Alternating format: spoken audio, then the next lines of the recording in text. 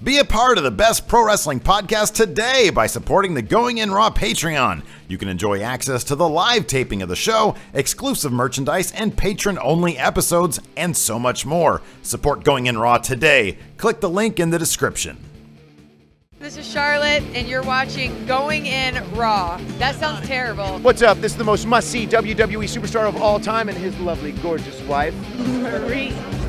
and you are going in SmackDown Live. Who needs Raw? What's up? It's your girl, Sasha Banks, the legit boss, and you are watching Going In Raw. Oh, baby, I like it Raw. Oh, baby, I like it Raw. And you are tuned in to Going In Raw right now. How you doing? Hey, friendo, Steve here. And Larson. Hey, welcome to Going In Raw, the only pro wrestling podcast you need to be listening to right here at youtube.com/Steve and Larson. Also available wherever fine podcasts are on these little devices here. I got the little kid's face on there. Yeah, we're on iTunes, the sports and rec category. Whenever you hit subscribe or download over there on the iTunes. I'm not able to open my phone right now. I don't know why.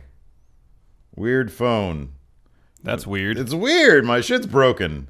That doesn't bode well for today, Larson. No. It's kind of what was your general, before we get into the whole page, because we're talking about Patrons here in a second. What was it? I can open my phone. My phone's not, it's not opening. It looks like you need there you go. Yeah, oh no. There we go. Okay. What? Raw last night. Was it a fairly underwhelming show? It seemed all over the map. I felt like the entire thing was a black hole.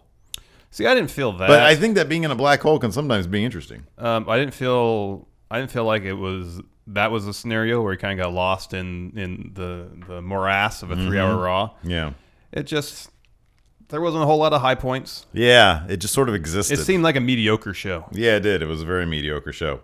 Anyways, like I said, you guys can hit that subscribe and download button. Is that going to be the extent of our Raw cap today? That's our entire Raw cap. All right. Yeah, let's answer questions. That's good because I'm hungry. Let's go get lunch. Let's go. Patron shout outs. We could look 5 questions, kayfabe lunch. No. We do these hour and a half long episodes. We can stand and do a 3-minute episode. I think that's good for today. Well, let's save that for when we want to take a holiday break. Okay, sounds good. No, I was saying you hit that subscribe and download button. Then it helps jack us up in the sports and rec category. Yeah. I get happy. Earlier today we were like 120 something. I think we could do better. And now on YouTube, evidently, for us to not lose subscribers or something, you have to jam that like button a lot. So if you guys just hit the like button, but just once per person, because evidently if you do it twice, you unlike it. Well, if you do it 3 times, then you unlike, then like it again. Is that more activity, just jamming the like button? But if you're going to smash that like button, make sure you do it an odd number of smashes. Therefore, the end result is a like.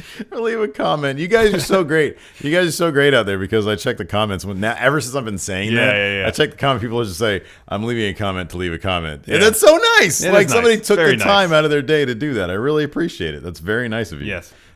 So yeah, evidently YouTube has a thing now where if you hit the like button and stuff, smash the like button and do the comments, then it's supposed to be good. It's supposed to be good for us. Anyways, also we got a Patreon, patreon.com/Steve and Larson. We've got right now 16 people watching right now. Somebody said put the mic more center, Steve. I'm not gonna do that because then you lose my face. If I do this, hi everybody, then you lose my face. I want to see my face, even if you guys don't. I want to see it, so I'm gonna do this. Anyways. They're watching the live stream. You can do that at youtube.com, patreon.com/Steve and Larson. And all sorts of people every week. We got like over 500 patrons putting in money to the show. I'm going to read off the latest ones that we've got over the past week. Tyler Dean, Thomas Morrow, Matthew Duggan, Sir Eddie, Ryan, Chicken Pot Senpai Danahy, Ray Kaufman, James Burkhart, Alexander Corrente, Kat Henry, Samuel Cruz, Trey George, Dylan McCarthy, JJ Bella. Is that actually JJ Bella? You just noticed that JJ Bella is one of our patrons? Is that actually JJ Bella? That's insane. I don't know. The real JJ Bella. I'd be surprised if it were, but you never know. The original Caffeinator, Alexis Chavez, Jonathan Coppin, Nathan Stinson, Francisco Vasquez, Harry Ward, Oliver A., Russ Moran, Jacob Barnes, Nathaniel Mishler. That's what a great last name, Mishler. That's fun to say. Mishler. Ashner Polynice. I wonder if Ashner's related to Olden Polynice. Gabriel Garcia, Nathan Raglan, Adam Cisneros. Oh, Nathan Raglan is the one who gave me my Magnum TA shirt. Oh, yeah. Just watched that today. Brian Flynn, Anthony Miller, Gary Oransky, Austin Loof, and Alex Sutherland. Thank you very much for opening your wallets to the Going In Raw Patreon. Really appreciate it. Yes. We got a new mixer to get this in mono, but evidently we don't need it because I just hit a button in my software. Send it back. Send it back. It's still in its plastic wrap. I'm going to do that. But I did that with the Patreon money. So, yeah. Thank you. Ryan Dennehy right now is in the chat. He just said, got my name right. Pro status. Right here. You heard it. Exclusive. Going In Raw is now pro status. So, All right, since we already covered Raw, is it time to just move on to questions, right? yeah, let's just move on to questions. No. Let's do Raw. Raw! Seth Rollins had a promo. Yeah, he called Big out Show Triple came H. out. Yeah, he said, okay, so here we go. This is the beginning, finally. Seth Rollins has moved past the Kevin Owens level boss. No, he hasn't. Because this is what he said. Okay. He said... By the way, I was on the road for the first... Look, between the two of us, we've seen the whole show. Entire show. So he comes out and says, I want Triple H, is what Seth Rollins says. Yeah. And he says... I want Triple H. But then he asked the question to the audience, says, what's the surest way to get to Triple H? And me, I just said, go to gorilla position, because he's sitting there. You know? But he said, he in short, to paraphrase, he said he has to get to Triple H by going through Kevin Owens. So he still has to get the Universal title before he can get to Triple H, is what he was saying. Okay, well, hold on a second. There are several ways to get to Triple H. Yeah, go to Titan Towers, go to the WWE headquarters. Well, I'm go to just his thinking, office. Go win. Go to one of his midnight workouts at the gym. We're blowing up the audio right now.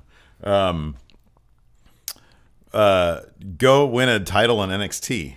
Yeah. Or get called up from NXT and then win like a low-level title. Yeah. No, or just go win a title in NXT. Or be an NXT call-up and win a title on main. Yeah, Then he posts a picture of of the new title holder and Triple H on Twitter every time. Like who's holding title? Yeah, there's only one title: Seth Rollins versus Shinsuke Nakamura. That's not a guaranteed win for Seth. All right, what are other ways you can get to Triple H? Go see Shawn Michaels. Mm-hmm. Go to the Performance Center. Ask to train at the Performance Center. Yeah. You'll see Triple H. Triple H is always the Performance Center. I think if you go to most any NXT taping, I think he's there. Mm-hmm. Yeah. Go to maybe a 205 live taping. He's probably there. There seems to be dozens of ways. A wealth of ways you to can get have to an Triple audience H. with Triple H. Anyways, so Seth needs to really just think about this for like 5 seconds. A lot of easier ways. Evidently, I think the easiest, he probably walked by Triple H going out to the ring. Yeah, I imagine he took some direction from him. Yeah. Okay, so what do I do? Call me out. What? Well, you gotta find out how to get to me. What? You're right here. You're standing in front of me. Your Seth Rollins is just a mission accomplished. A toned down Vince McMahon. It's like a grittier Vince McMahon. It's like how I imagine Vince's sex voice is. Linda. Or whomever.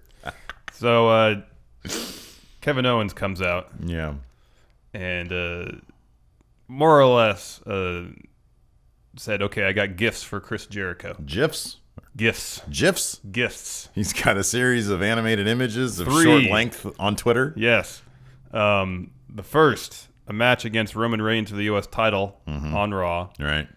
Second, a match against Seth Rollins at Roadblock, end of the line. And yeah, I like that. I like that they named Roadblock after, this is never going to get old to me. They named it after a Traveling Wilbury song. Yep. And then third, I don't remember the third gift. I want to hear Corey Graves say, and thanks again to Traveling Wilburys for using their song, End of the Line. I don't remember what the third thing was. I was going to make note of it, but I was doing about 3 things at the beginning of Raw. Is it Juice by Tappy? There were 3 things there. It's true. No sugar, no carbs, no orgasm. And the third one was like covered up in that. I mean, like nobody knew what it was. Then he had to figure it out. Juice by Tappy. No, dude, I swear to God, I'll send a postcard to the first comment I see that knows what I'm talking about. Juice by Tappy, Juice by Tappy. But anyways. Oh, Tappy. Oh, no, I think the third gift was the match, which was Seth Rollins was take on then and there. The Slim Show. Yeah. Yeah, Big Show looks like he slimmed down, man. I got to find out what his secrets are. My goodness. I think he just worked out. Well, it's been the off- Slim Show. He's been off TV for a few months, so maybe he It's just the worked small out show. the whole time. Yeah. So yeah, that match happened. How did it end up? Who won? Did Big Show go over clean? No. New Kevin dominant Owens, monster? Kevin Owens came out and was trying to root on the Big Show. The Slim Show, yeah. Yeah. And then the Slim Show got annoyed with Owens, choke slammed him, and then walked out. Whoa. And then Seth Rollins beat up on Kevin Owens. Okay. Cool. That was the opening Right of on. the show. All right. So You missed did you miss the Jack Gallagher package?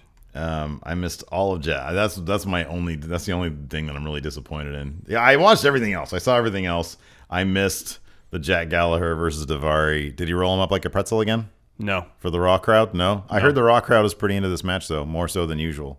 It's because of Jack Gallagher. Those guys, he is the future man. Okay. I'm gonna start calling him Future Man. He's got that like candy underwear that he wears. Looks like candy. Makes you want one of them. Are you a big candy cane guy? No. Me neither. I'm not a candy cane guy. I don't eat candy period anymore. You think they let candy canes in jail because they could be used as a shiv if you like suck on the. Yeah, you can make them pretty sharp. You Yeah. can make them pretty sharp. Yeah.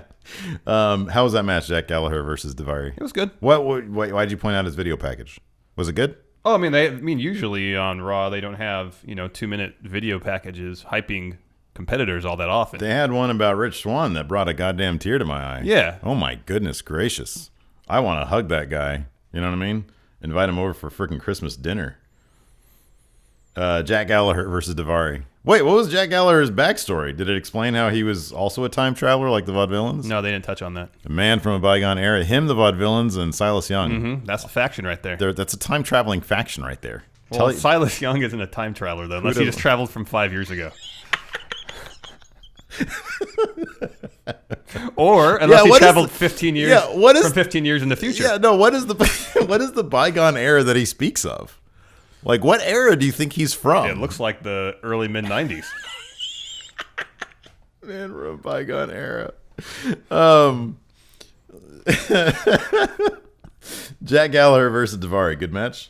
Yeah, it was good. Thumbs up? Gallagher went Out of over. 10, 10 being best, 1 being worst. 7?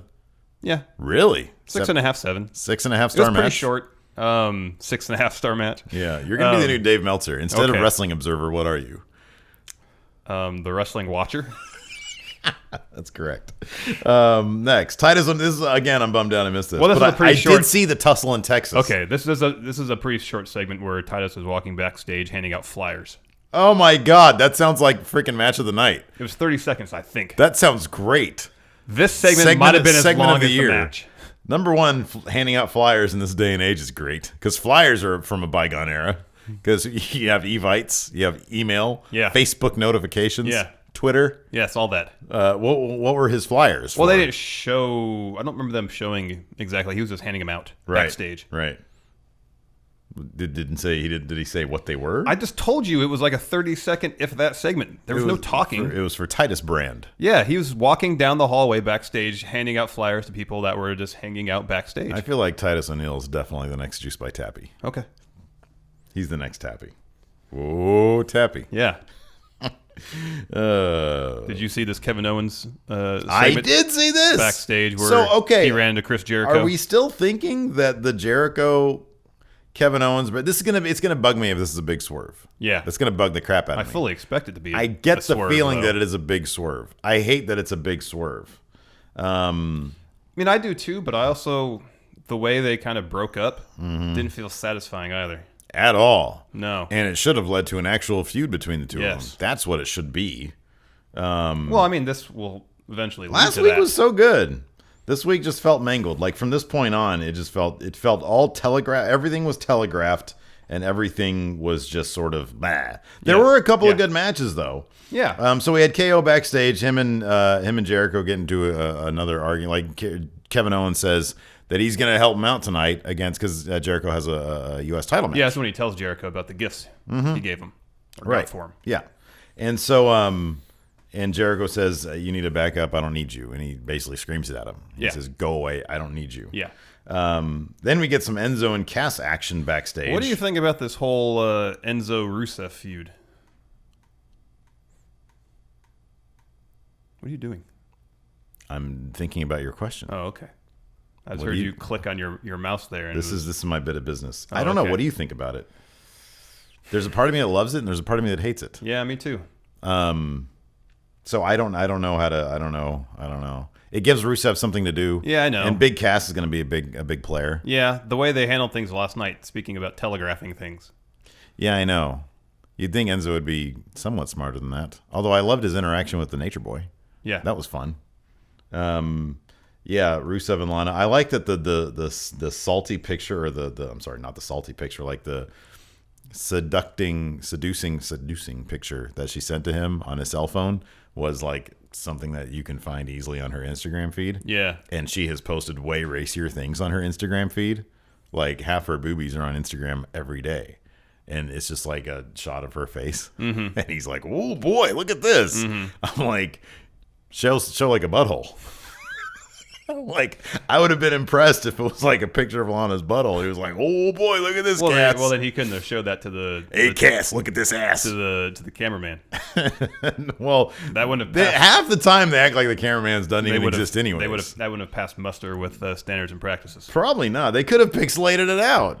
And he could have just explained, "Hey, I know you guys can't see this because they pixeling it out. The hate is But then Enzo would have said, "But that's Lana's butt." But what you're looking at here is Lana's poop hole. That'd have been cool. What do you think about it, though? No, I agree with you. It just seems, I don't know. You There's love it parts and hate of it that are promising, but there's parts of it that we want more cringe-inducing. for Rusev. That's the problem. We want more for Rusev, and honestly, we want more for. I mean, he just got a program with Roman Reigns for the U.S. title, and not premier title in all of wrestling. Well, on Raw at least, it seems like. Yeah.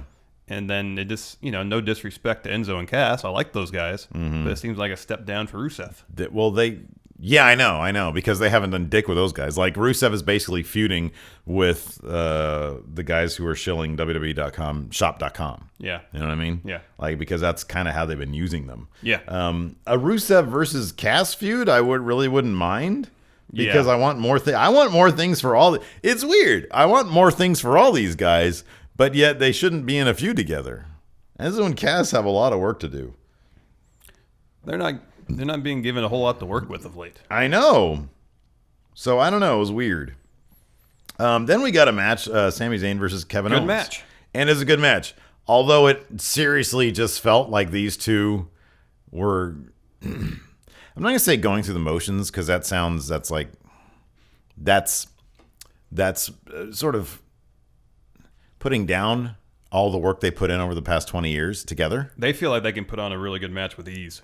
And that's what it felt like last night, because they knew that, okay, this is like, we're now firmly within the morass of Raw. Yeah, this kicked off the This is another Kevin Owens, Sami Zayn match. And why was this match booked again?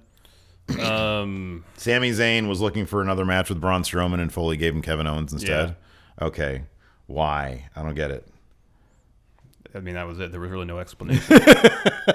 It was cool. I actually liked the finish of it. Yeah, the finish was great with a power bomb, and then Owens just fell. Owens collapses on Sami Zayn to get the pin. Yeah, we haven't seen that before. That was something kind of different. Yeah, that was kind of neat. Yeah, that was cool. But it just, Sami Zayn just needs to be somewhere else. He needs to be on SmackDown or NXT, or at least if they're going to have that match, at least I don't know, get Strowman involved somehow, because that's an interesting story still. Did Braun show up last night? No Braun. Donde está Braun Strowman? No Braun.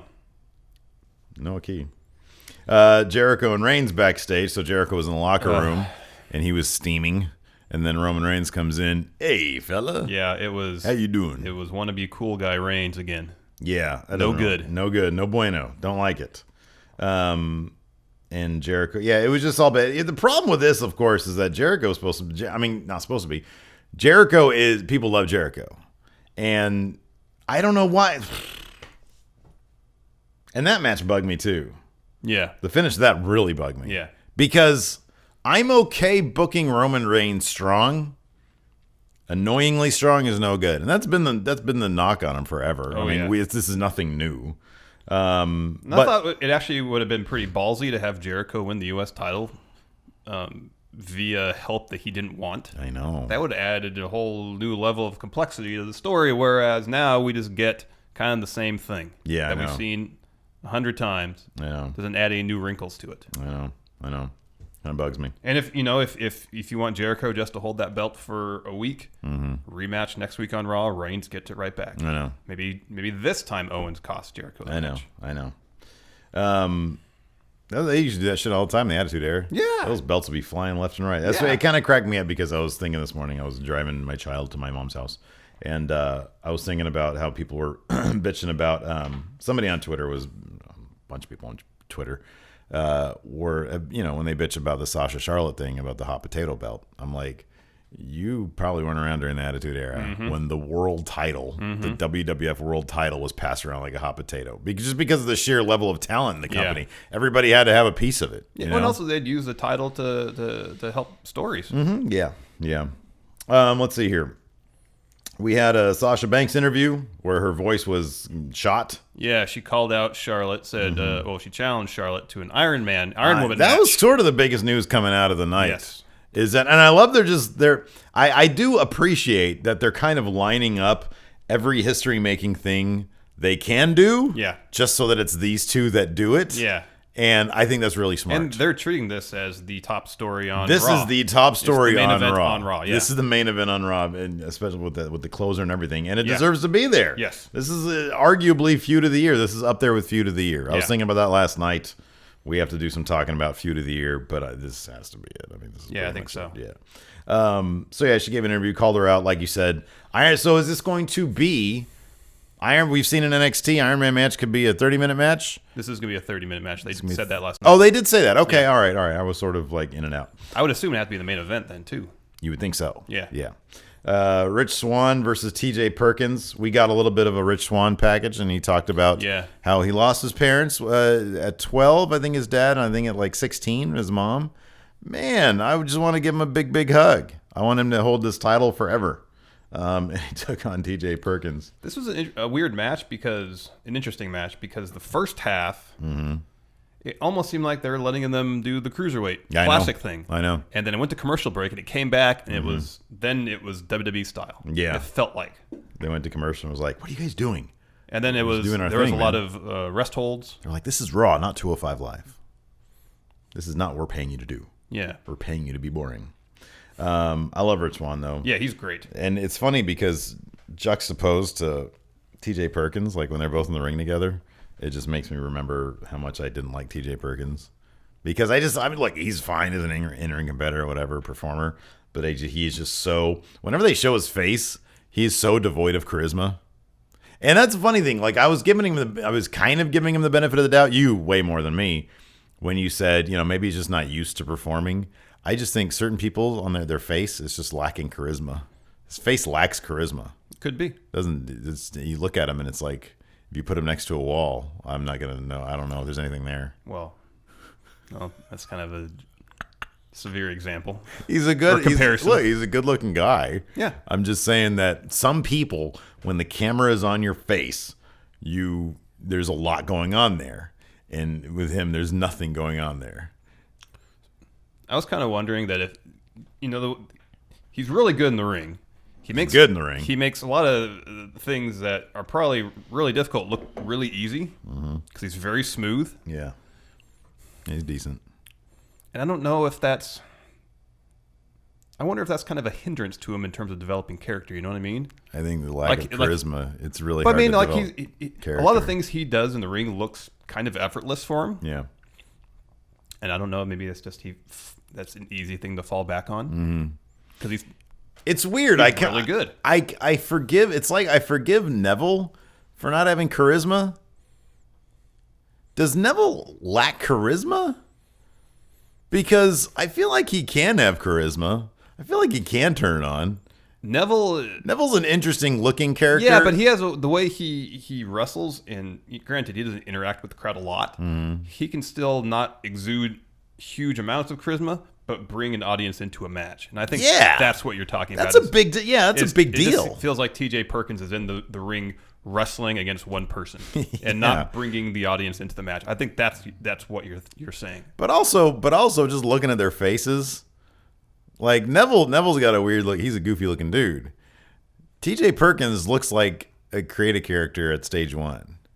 And he has I don't know. He doesn't have a variety of facial like he expressions. wants I to know. be a video game guy. He can be because video game. There's that uncanny valley of like or CG characters in movies. Yeah. Where he gets like you can tell it's not real. Yeah. He almost feels like a video game sprite, like a character that just doesn't. I know you don't have a soul.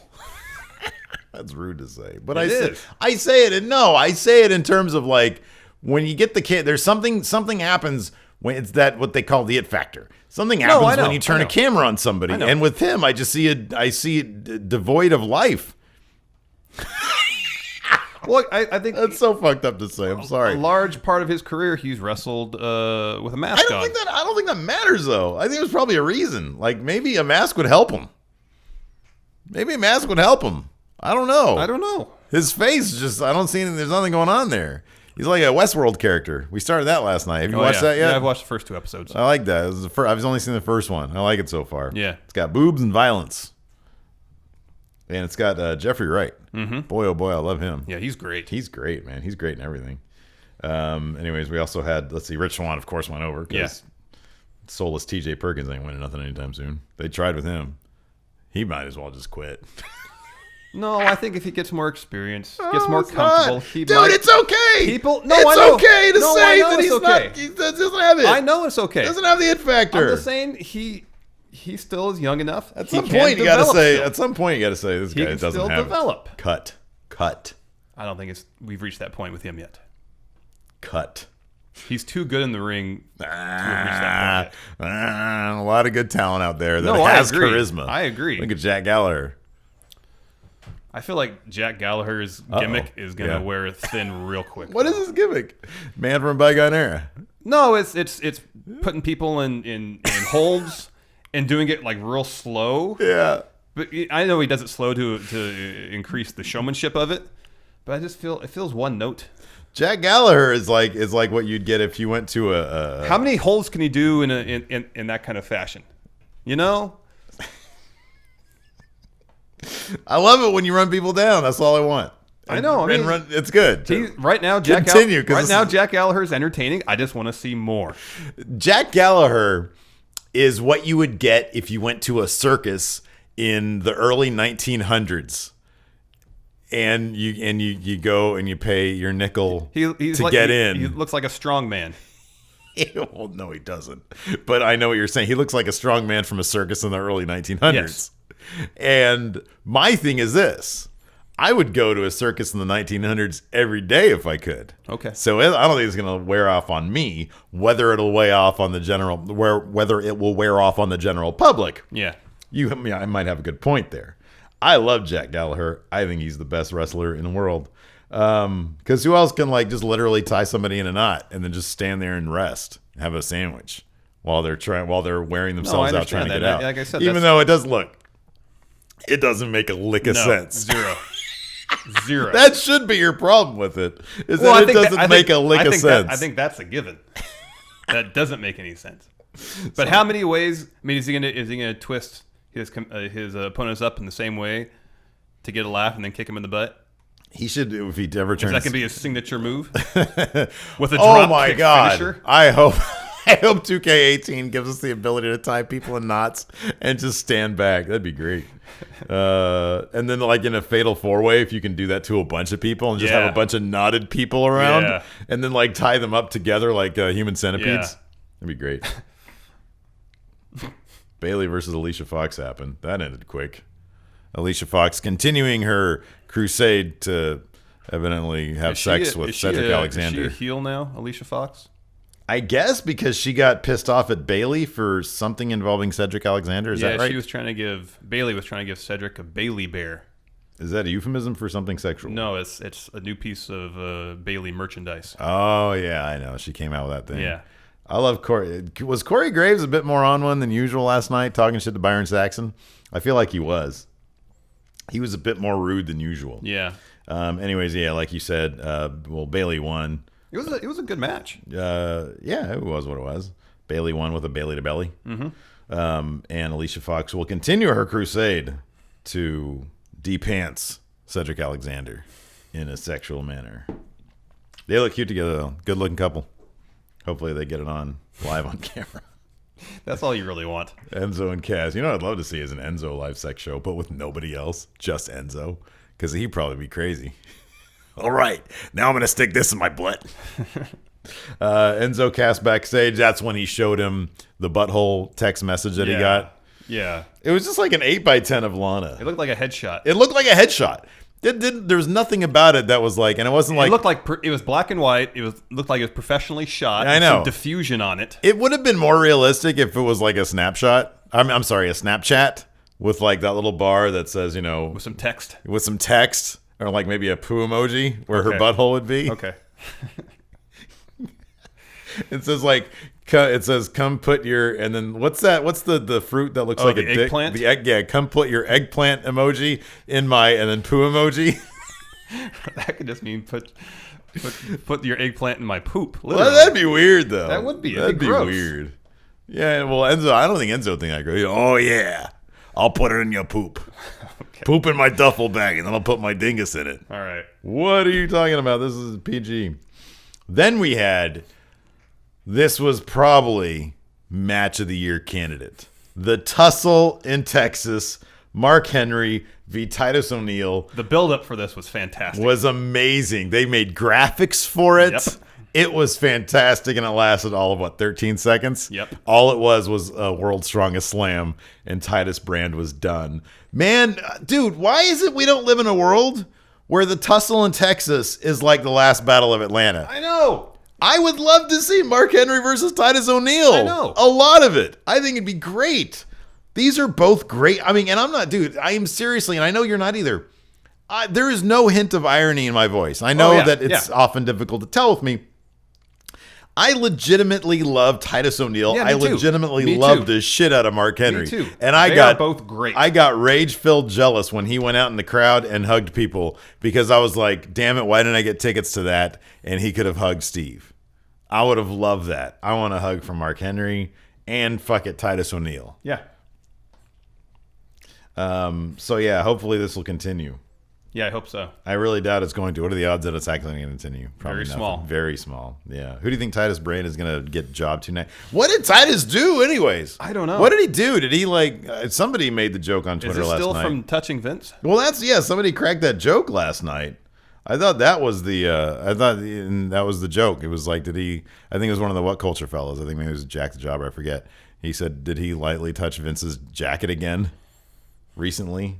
I don't know. I mean, Reigns. I mean, if that's the case, it seems strange. Like Reigns, gets popped for a wellness violation, and within a matter of months, he's back in the main event. That was like the weakest punishment deep push ever. I know. Was it 2 weeks after he came back? He was back in the main event. Yeah. Oh well, we'll give him the U.S. title instead of the Universal title. And we'll just make the U.S. title the most important belt on Raw. Exactly. Yeah. Or men's belt on Raw. Yeah. At least.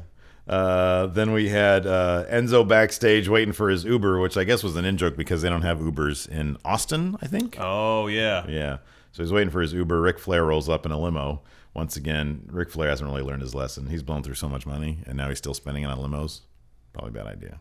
And then, to make matters worse, after a very entertaining, amusing back and forth with Enzo, he says, you can take my limo to go. You don't think WWE's paying for that car? No, do you? Yeah. By all accounts, they're very cheap. I understand. Yeah. But he's Ric Flair. Well, I'd be like, Rick, you just take a, even like a Lincoln Town car. Like, we'll give you a car service. We'll give you a car service, but do you need a limo? It's literally just you. No, he does need a limo. He's Ric Flair. He doesn't need a limo. He needs a limo. He's Ric Flair. Town car would be fine. No, limousine. Limousine ride, not town car ride. Yep. Good point. You got me there. Anyways, he gave the limo to Enzo. Yeah. Enzo took off in the limo to the go hotel. Have sex with Lana. Reigns versus Jericho. We talked about this a little bit. Yeah. There was parts of this match that were entertaining. Oh, you know what? No, I thought the match was fine. I have a major problem with Reigns no-selling a super kick into a codebreaker combo. That should finish him off. That should finish him off. That should be a definite pin. That's a pin. Yeah. And he kicked out of it. I know, it's ridiculous. Dude. And I appreciated the finish sequence that they did, the actual finish sequence where Jericho leapt over his spear, I guess, and then to get speared anyways. I thought that was a well choreographed move. I thought Jericho was doing a really good job last night. And I thought Reigns was doing a decent job last night. I just hate whoever's idea it was to have a super kick. A super kick, I know the Young Bucks have sort of devalued the super kick. And it's because they make it look so fun. Yeah. Like just super kicks everywhere. Yeah. But then Dolph, that's his finisher. But then Dolph, it's his finisher. Yeah. So he has a powerful super kick. I don't know what the logic is with that. But yeah, to get a super kick from Kevin Owens, I mean, and a code breaker. Okay, here's the thing. Here's the thing. A super kick and was it a pop up that killed Seth Rollins? He power bombed him. No, it was a super kick and then the power bomb on the apron. Yeah, and then rolled him to the ring. and then pinned the him. added time rolling him in the ring. Yeah, I feel like a code breaker and a super kick in quick succession should be. That's it for Roman Reigns. Absolutely. That should be done for Roman Reigns. Jericho, by all that logic, Jericho should have the U.S. title right now. Doing all that math. Jericho should have the U.S. title, but he doesn't. Jericho, So during that match, of course, Kevin Owens was, Jericho was telling him, "Go away, go away, go away." We had Cass versus Rusev. Well, that was a setup. That was a setup. But Cass goes out to the ring, no Rusev. No Rusev, obviously. Cass goes around the ringside area asking for someone to give him a phone. Yeah. And so he tries calling Enzo. Cut to the hotel. Yeah. There's a cameraman there. Evidently, the cameraman was there to film the live sex show. So more heel heat on Rusev for ruining the live sex show. But of course, it was a setup. Yeah. Rusev ended up killing Enzo via shotgun. Well, no. He made a hell of a Raw. He just threw him through a bunch of hotel furniture. That's right. A coffee table, a lamp. Yeah. Dingus everywhere. Lana's butthole out. Poo emojis all on eggplants. All on WWE Snapchat. Somebody here in the chat pointed out the peach emoji is supposed to be for butthole. Oh, okay. Or just the butt. Okay. The butt. Okay. Yeah. We had the Club versus Sheamus and Cesaro. This was to determine a new number one contender for the tag team championships. Did you notice Carl Anderson rocking the pants? Yeah, what did you think about that? No good. Why not? I'll tell you exactly why. He's got chicken legs. Yeah, I knew you were going to say that. But the thing about the chicken legs is that you can cover that up. I think AJ has the bigger knee pads and then the bigger boots with the kick pads. Yeah. Carl Anderson did not have that. Mm-hmm. But when you have that, it looks kind of cool. Yeah. Looks like you've got kind of armor on, you know? Yeah. And so he needs to get some cool Bullet Club themed knee pads. Well, it be the club themed. And Bullet Club themed kick pads with some big old boots. Okay. Then he'd look like a badass. All right. What if he gets kind of Kenny Omega pants where they're form-fitting but not tight? No, man. Only Kenny Omega can pull. You need to be a rock star to pull that off. Okay. Carl Anderson, to be honest with you, he should have kept with the trunks. Because trunks, you have a chance of getting the world title. Pants, you don't have a chance of getting the world title. Unless you're AJ Styles.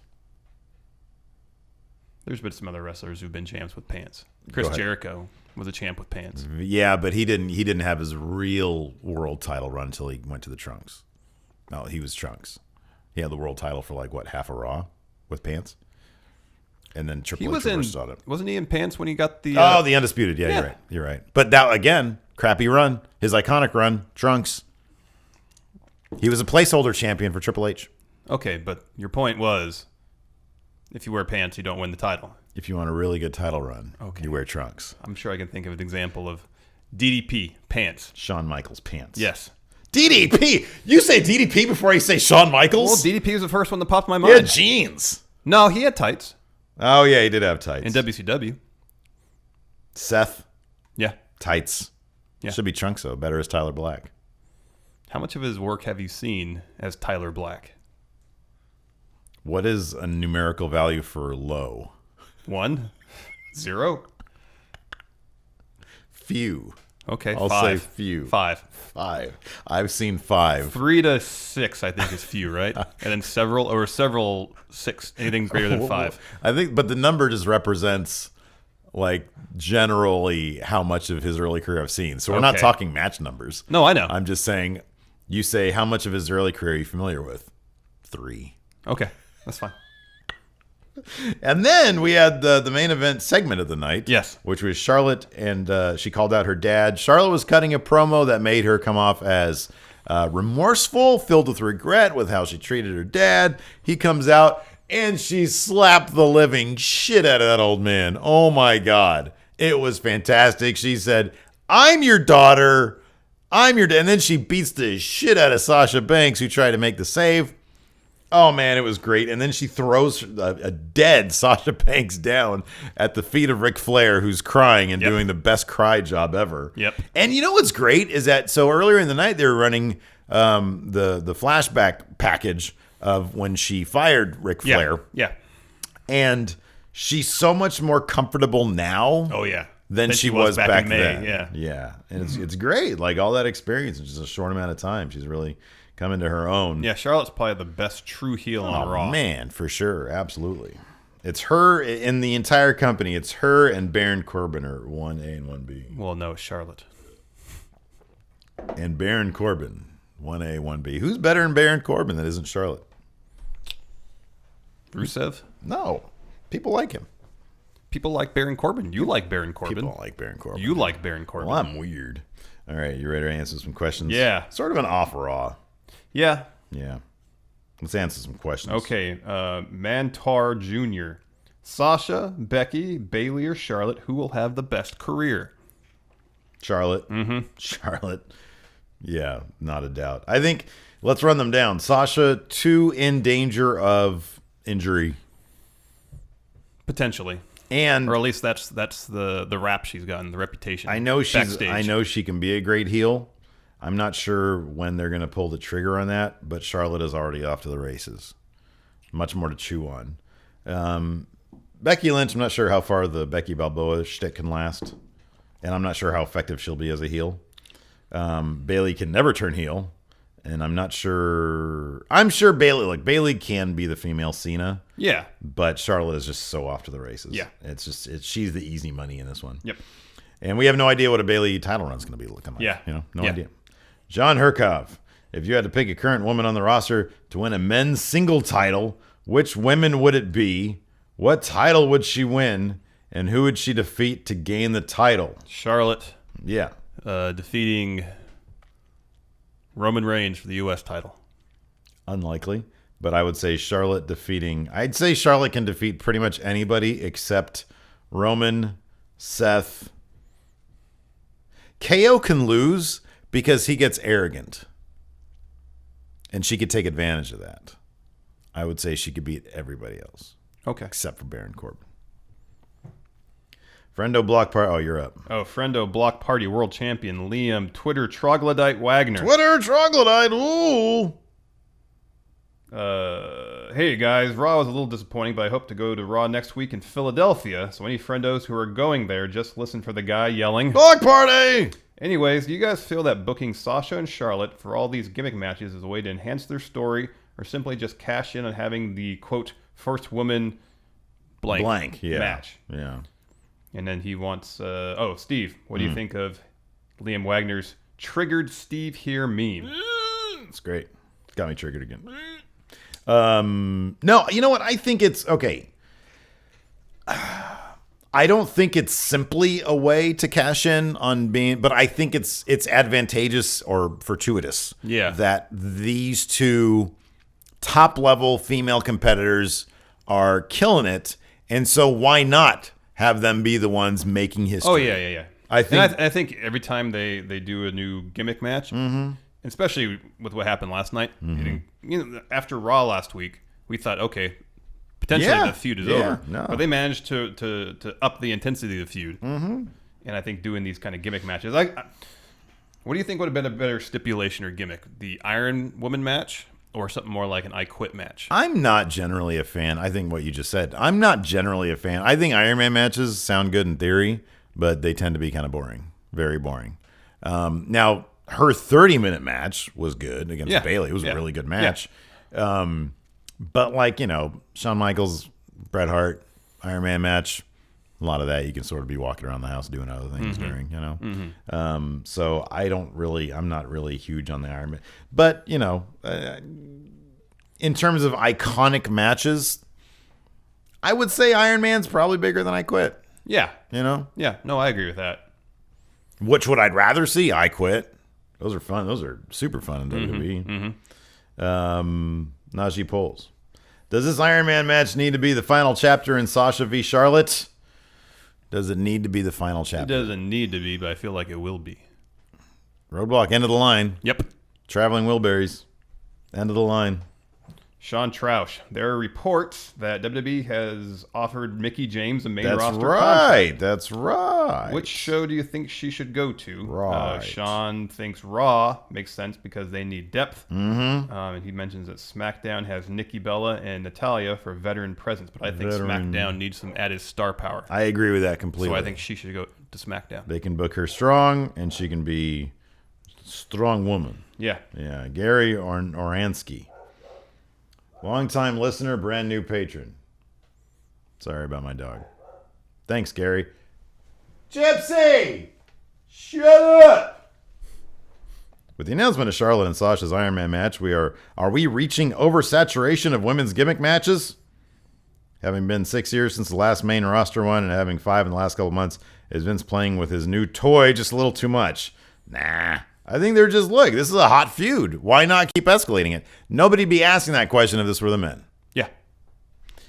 Holder of all the belts. Who will be the next U.S. champ once they push Roman back into the main event picture? First of all, he's already firmly entrenched in the main event picture again. Yeah. Second, I don't see him losing that U.S. title anytime soon. Neither do I. Even if he wins the Universal title. You're right. I think there's a good chance he's going to have all the titles. People are going to boo the shit out of him if they do that.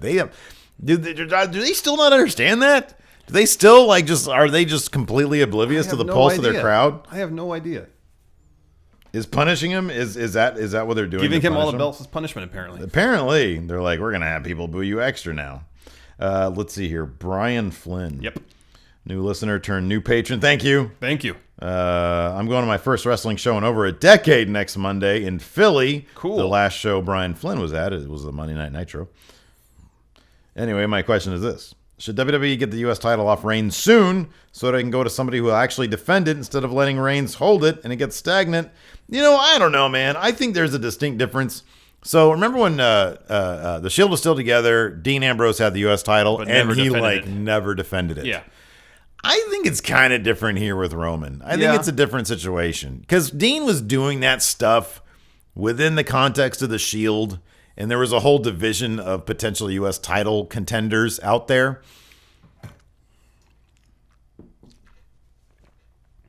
He wasn't really elevating the belt. No. I feel like Roman is elevating the belt by holding the U.S. title. I don't know if it's him. He defended it literally this week.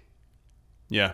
He fought Jericho. I don't know if it's necessarily he's raising the prestige of the belt or the way he's being booked and they're booking him as champion. I don't think it's necessarily anything intrinsic with Reigns that's elevating the belt. Right. I think the fact that they're treating the U.S. title as at least on par with the Universal title, if not the top belt on Raw, is what's really elevating the belt.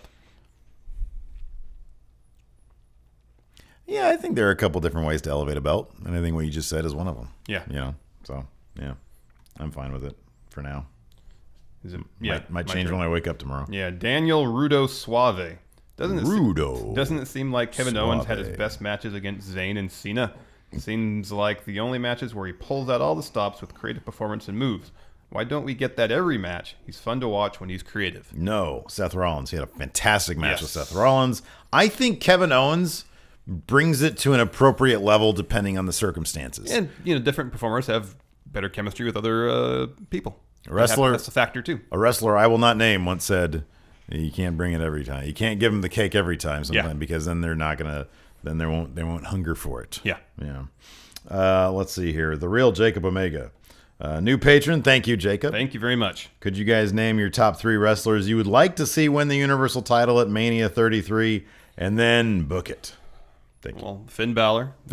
Winning the belt off Kevin Owens. Yes. I think we've said that a couple times in terms of like what we think will happen and what we kind of want to happen. All right, let's say Roman Reigns walks into WrestleMania as Universal Champion. You know what's funny, dude, is that when Seth won that title off of him and Lesnar, when he cashed in, I feel like the crowd would have been totally cool with Roman winning over Lesnar had they simply just put on a really, really good match.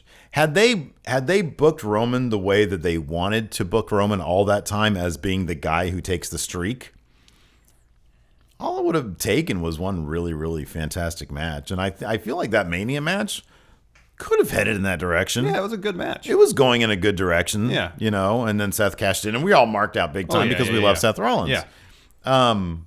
But I feel like when we saw Goldberg beat Lesnar in that shocking fashion, that was a big moment. Mm-hmm. Having that big, you've talked about this before, Lesnar grinding out a loss is bigger than Goldberg getting that really quick win. You know what I mean?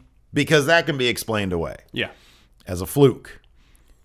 Lesnar being all in and losing against Roman, who we know can put on a good match against the right opponent. Yeah. I feel like if that's when the vest came off, that's a big moment. Yeah. You know? Yeah. I think he could beat Lesnar. I don't know. Maybe I'm just coming around to Roman Reigns. Maybe I'm being beaten into submission by WWE Creative. I don't know. But I feel like last night I sort of keep my credibility because last night did bug me. The super kick codebreaker combo should have been a finisher. His promo with Jericho backstage was not good. It wasn't great. Oh, we need two more. So Reigns, who's an opponent for him at WrestleMania? Brock Lesnar. He wins the title at... But it's going to be Lesnar Goldberg at WrestleMania. Yeah, I know. Lesnar, Goldberg, Reigns, triple threat. Okay. For the Universal title. Okay. And somehow Goldberg gets it in the first place. Okay. At a Raw next week. Pretty sure that's not going to happen. Probably not. How about this? But Reigns neither of these scenarios are going to happen besides Finn Balor. Reigns wins the title at Roadblock. Goldberg and Lesnar eliminate each other as the final two at the Royal Rumble. Okay. So... Oh, yeah. There's your triple threat. There's your triple threat. At WrestleMania. And then Batista comes in, makes it a fatal four-way, but he's as Drax. Yeah. Did you watch that trailer yet? Not yet. It's good stuff. 2 scoops. Mm-hmm. Who do you see having the belt when Balor returns? Do they put it back on him immediately? If so, how? And if not, why not? How long is this his road to getting it back? Kevin Owens, WrestleMania. Yeah, if he's going to get it back upon his return, that's the match. Yep. If Owens drops the belt to Reigns at Roadblock. Correct. Then I guess they have something else in mind for Finn Balor come WrestleMania season, or they don't think he'll be ready to compete in time. Yes, correct. Although somebody said he was at the Performance Center recently, and that made them think he's going to be back for the Rumble. Hanging out at the Performance Center, you know, they have that. That's he could just be rehabbing. I know. Well, if he's at the Performance Center, that means that he's almost done with his rehab. Well, he got hurt in August, and they said it was a 4 to 6 month recovery time. Which means 3 months is more realistic because he's Finn Balor. Okay. He's got demon powers, man. That's true. I mean, I assume he's just walking August, around. September, October, November. He's ready to go right now. All right. He's confirmed Roadblock end of the line, winning the Universal title. Well, he was announced to make an appearance at Roadblock at one time. End of the line. No mercy. Retired Dwayne Nix. Retired Dwayne Nix. Maybe it's just me, but the Universal title picture is just not exciting right now. Wow. Love Owens as champ, but I kind of feel like he hasn't been booked all that great. Does Universal title picture become more exciting when Balor comes back? Potentially. I think so. I love Finn Balor. Ask me a year after that, though. So I don't know. They got to book him into some cool stories because he still isn't the... Finn has like massive amounts of natural charisma. It's just when he talks, he's never in the WWE or NXT been given much to do. Yes. And that's a big piece that I wonder can be overcome over time. Like they need to give him stuff to do. And I wasn't really vibing on that whole Demon King thing, the story time with Finn Balor. No. Wasn't really huge on that. But he's a cool looking dude. Yeah. He's a pretty neat looking guy. Yeah. That one drop kick Godzilla did on Megalon. That's funny. That's his name. Can Finn Balor save the Universal title? He's one of the best wrestlers on the planet, already beloved by both the main roster and hardcore wrestling fans. So can he elevate the fledgling belt? I kind of feel like yes. I feel like putting it back on him will add prestige to the belt kind of automatically because Kevin Owens, they haven't really given him much to do with it. You know, I think that's the larger issue. That is the bigger issue. Who is carrying the belt, but just giving the belt, treating the belt with respect, like it's valuable and means something. It means something, yeah. So, your mom's favorite wrestler, Adam Mayhem. On a scale of 1 to 10, how likely y'all think is New Day losing their titles 2 days short of breaking the record? Now, on Raw last night, they said that on midnight next Monday, the New Day will break the record. Yeah. Which I'm not sure if that's true. Their math is all over the place. But in terms of storyline, Matthew Williams Esquire math. Yeah. Yeah. Goldberg streak math. So they're making a point of saying if they hold the belts past Monday, they will break the record. You think that's a... I think that's a pretty big tell. Wait, who's the number one contenders? Who won that match? Nobody did. They announced later in the night that it's the Club versus Sheamus and Cesaro versus the New Day. Oh, I love it. So that's right, because the New Day started... I almost feel like that Sheamus and Cesaro are going to win those belts on Monday. No, man. And then they'll go into a feud with the Club. I think they're so huge on Sheamus and Cesaro. It seems like it. I love those guys, man. Hey, I've turned around big time on Sheamus. Now I want to interview the shit out of him. Remember at SummerSlam, I was like, look, I don't want to do that because I've run him down so much. I don't feel comfortable interviewing him. Like I just don't feel like I don't feel like I deserve to interview this guy because I run him down and I'm not going to be like a two-faced guy. I'm not going to be a hypocrite. I'm not going to be like, oh, hey, you're great. No, now I have a perfect line of questioning. You're great now. I just throw it to him. Hi, Sheamus. Steve from Going in Raw. I think you're great. I think you're great now. But only now. Robert, Chief Running Water. Hey, friendos, new patron here. During the tag match between Gallows and Anderson v. Sheamus and Cesaro, you really saw the team dynamic between Sheamus and Cesaro improve. Them actually work as a team. Do you guys see this dynamic continuing to grow and really show what they have it takes to be an ongoing threat to the going into the triple threat tag match? Yes, we think they're going to win the titles. Confirmed here. Yeah. Will Fernandez. Yeah. Hey guys, I love how the Sheamus and Cesaro storyline is played out. It's weird. We went out drinking a couple nights ago. I didn't really feel hungover the next day, but I feel kind of hungover now. I don't know why. Interesting. Yeah, it is weird. You just need to drink water. That's what I'm doing, man. I got a giant jug of it right here. Love how the Sheamus and Cesaro storyline is played out. Would love to see them tag champs after the Club. Yeah. What are some other storylines you didn't care for at first, but then turned around? Man, what a good question. Or turned out to be a good idea? Shit, what a good question.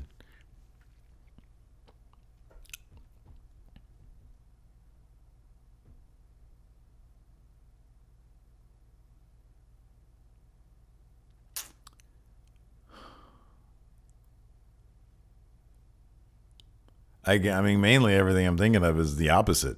Shit that I thought would be cool, but then sucked. Yeah. It's hard to think of one that I was like, oh, this is dumb. And then it was like, oh, wow, this is cool. Although I know, knowing me, like I flip-flop on a dime. Yeah. So I've probably been there a million times.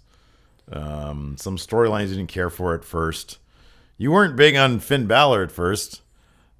You're still not really big on him. Again, Finn Balor, the Demon, I kind of liked him at first. Now I'm kind of like, no, I'd rather have cool leather jacket Fonzie Finn Balor. Yeah, you rather have storylines Fonz you Balor. Care for at first, but then turned out to be a good idea. I am so lost right now. Let's go. I'm going to go to chat and see if anybody else. Anybody else? Oh, okay. You know what? Actually, that's a good point. So I just saw somebody. The New Day. I think everybody was like, "The hell is this crap?" And then they turned around on them when they got entertaining.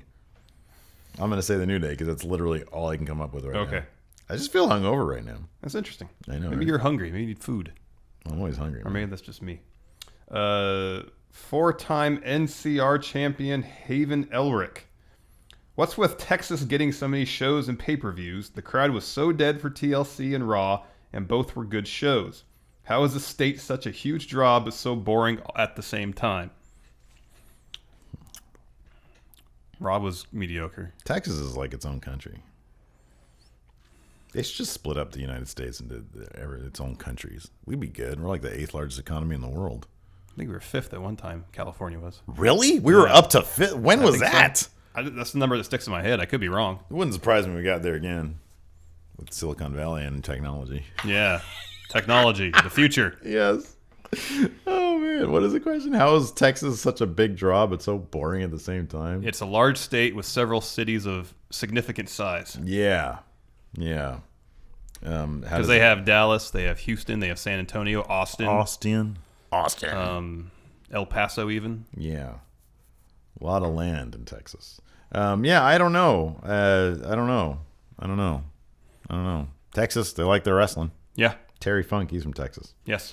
Patreon champion Carlos Hackworth. What's up, friendos? I know you'll have a lot of serious questions, so he's going to ask. This is my question of the night, of the day. If you were to direct a pornography film, which WWE superstars would you use? Use as many as you would like. You are the director. Oh, man. I can go on for like 30 minutes in my treatment outline, full script. What's the title? Porno. It's called... oh, man. I don't know. Shit, I suddenly am on the spot. Come on. What would you call it? It would be called Dirty Deeds. Okay, so it has to have Dean Ambrose in it, huh? Dean Ambrose plays a cable guy. Okay. Right? Is he there to fix the cable? In a manner of speaking.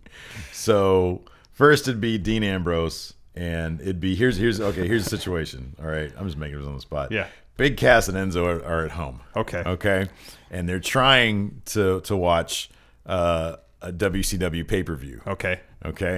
And or whatever the fake because WCW doesn't exist anymore, so they need like a fake wrestling promotion that they're fans of. Oh, I thought you were gonna work the network into this. No, it's on cable. Okay. They're trying to watch pay-per-view. So does this take place circa late 90s, early aughts? Well, it's in its own universe, so Okay. who knows? All right.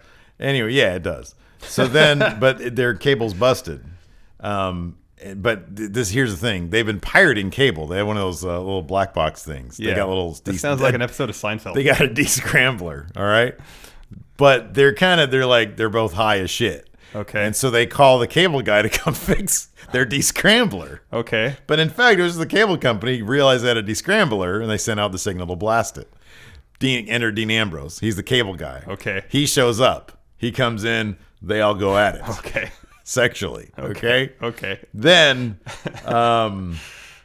they're making such a riot with their sexual encounter that the cops are called. Enter Breezango. Okay. They're the cops. They come. They show up. They all go at it. So right now we're looking at like a 5-man sexual encounter. Okay. Then they're all tired and hungry, so they call for pizza. Enter Cedric Alexander. He comes in. They go at it. But then he's like, man, there's a lot of guys right now, so let's call my woman Alicia Fox. She comes over. They all go at it. And it's called Dirty Deeds. I like you Somebody says, Historic Jared says, this sounds like a gay porno. Really? 5 guys going at it, you think?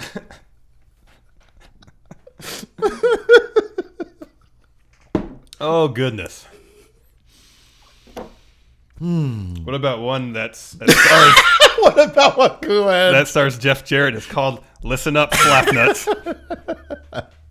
Okay, so here's the situation. Jeff Jarrett's at home trying to watch WCW, but his descrambler isn't working. Enter Vince Russo. How about this? How about Jeff Jarrett's at home trying to get a TV deal for Global Force Wrestling? Okay.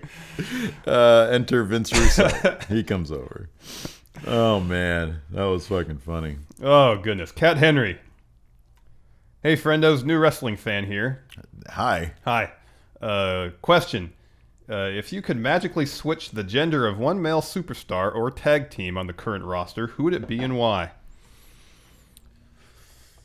You can imagine it'd be Breezango.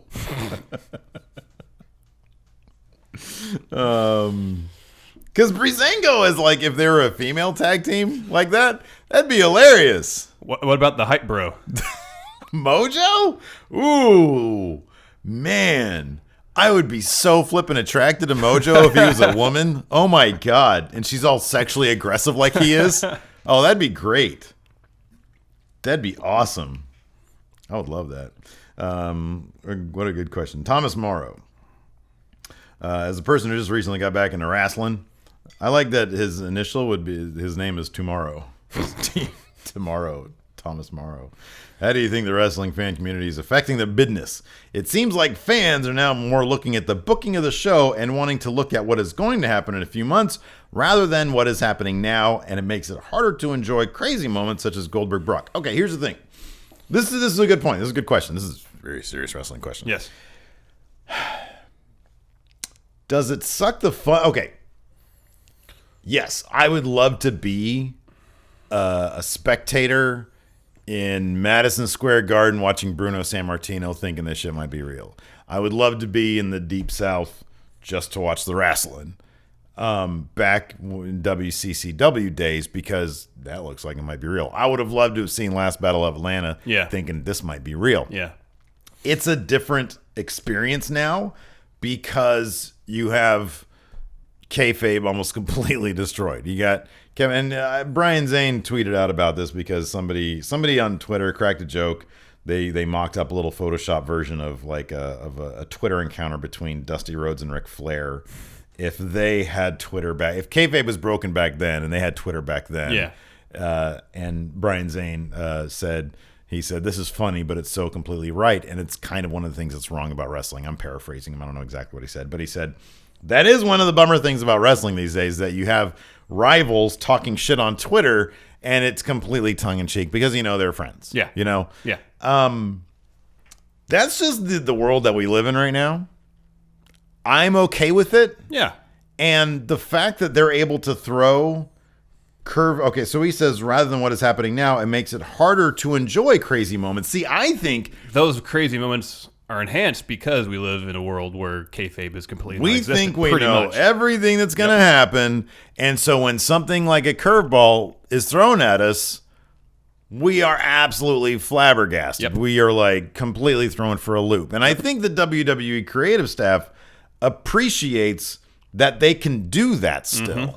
Because those moments are few and far between. Yeah. So we are surprised, and we are shocked because we do think that we know what's going to happen. Yeah. So that, to me, that's kind of plays into it. I think that's one reason why people, our community enjoys the banter we have is because we're sitting here trying to figure it out. That's kind of the fun of it. And we've said for 20 years that the behind the scenes stuff is kind of more fascinating than what happens on the show, you know?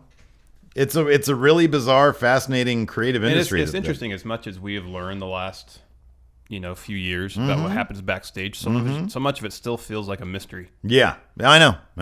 Yeah. Nathan Raglan. Hey, friendos, new patron after being an avid viewer for months. Thank you very much. Thanks, Nathan. And Nathan was the one who sent us the Magnum TA and Macho Man shirts. Oh, yeah. Anyways, let's say Vince and Triple H trust you with the first 6 months of the promotion of Ty Dillinger. 10. How would you book 10. How would you book his debut in first 10 months on the roster? First 10 months, okay. He's called up to SmackDown. Because it's probably going to be underwhelming. Unless if he doesn't debut at the Rumble at number 10, it's going to be underwhelming. Oh yeah, that has to be the debut. That has to be the debut. And then he's on SmackDown. Then he's on SmackDown, and then he, after I don't know, say a couple weeks, winning some matches. Maybe longer than that, a month or two, winning some matches, winning the crowd over. Intercontinental title feud with The Miz. Wrong. Comes in the Rumble at number 10. 10. Next SmackDown, challenges whoever has the Intercontinental title at that point. Okay. Wins it in a crazy debut match on the main roster. That gives him all the heat he needs to continue, and he becomes perfect 10. Perfect Intercontinental champion. Perfect Intercontinental champion 10. 10. Exactly. All right, fine. Blame the Marvelous One Seals. Hey, friendos. Hi. I work nights and rarely get to watch Raw, SmackDown, and NXT, but with y'all, I keep caught up. I can keep caught up and laugh and make the night go by so much faster. Thank you. You're hired to cast a remake of Weekend at Bernie's. Which wrestlers do you cast to play in the movie? All right. Well, who plays obviously, Bernie? It's Undertaker. Oh, okay. He is the dead man. Yeah, I guess so. Hey, have you seen that Weekend at Bernie's spinoff with Daniel Radcliffe? No. It's not actually a spinoff. It's some like indie movie with the Swiss Army Man. Yeah, Swiss Army Man. Yeah, I've heard about that. I haven't seen that. Yeah, I saw the trailer for that. And I think it was one of those that got like a really super split reaction at Sundance or Cannes or whatever. Yeah. Like half the people walked out and half the people like completely loved it. Yeah. And I was curious to know. I saw the trailer. I was like, oh my God, this looks fascinating. It could be a complete car wreck, but it could be really fun. I was thinking for whoever plays Bernie, whoever would be like the best seller. Oh, Dolph. WWE. Be Dolph. Yeah. Be Dolph. Yeah. I kind of like Dolph. And then I like those both, though. I kind of like Taker and I kind of like Dolph. Who would be the, was it Jonathan Silverman? Yeah. And Andrew McCarthy. I mean, dude, this is an obvious answer. It's got to be Kevin Owens and Sami Zayn. It would have to be those two. Or Kevin Owens and Jericho. Yeah. I think that would be amazing. It'd be pretty spectacular. Or Sami Zayn plays Bernie, Kevin Owens and Chris Jericho are... there you go. Because then you got all three. Yeah, that was a different dynamic. But wasn't Bernie their boss? Well, Vince McMahon would then, of course, have to be, or Stephanie, or Mick. Could be Mick Foley. Yeah. Mick Foley. Yeah. There you go. Undisputed champion Marty, too sweet. What 5 wrestlers would you rob a bank with? Well, the Shield. So that's 3. Breezango. Because you can say, you're part of the cops. Breezango and the Shield. And the Shield. There you go. It's perfect. Penultimate Tommy Wiseau. Oh, hi, Marks. Steve, you magnificent bastard. With your Lex Luger shirt, seeing the shirt and posters behind you, what are your favorite things about Lex Luger? I always thought it was funny that when he started running, he had to run in place for a little bit first. Like it took him a little bit to get up to speed. I love that during one particular match, the JR or whoever that was commentating made a point of saying, one of his attributes as a pro wrestler, evidently, is the fact that he graduated with a marketing degree and a 3.4 GPA. Yeah. Or 3.71. Yeah, it was a 3 point something. Yeah. So there's that. Everything I love about Lex Luger is... How do I put this? Everything about him is what is weird and odd and wrong about late 90s or about 80s and 90s wrestling. His fat contracts, although Eric Bischoff claims that the fact that everything about Lex Luger is what I love about him. The fact that Eric Bischoff says he didn't like Lex personally or professionally. And then lowballed him. And then Lex took the deal just to get out of WWF. And then Lex took the deal. The fact that Vince pushed the shit out of him and Lex was getting huge pops and then he didn't give him the title. Yeah. And then they still put him up on their shoulders at SummerSlam after he got the count-out victory but didn't win the title against Yoko. Mm-hmm. And then he was like immediately de-pushed. Yeah. Everything about Lex Luger is bizarre. Yeah. It's all so weird. It was funny when he didn't know the name of the faction he was in.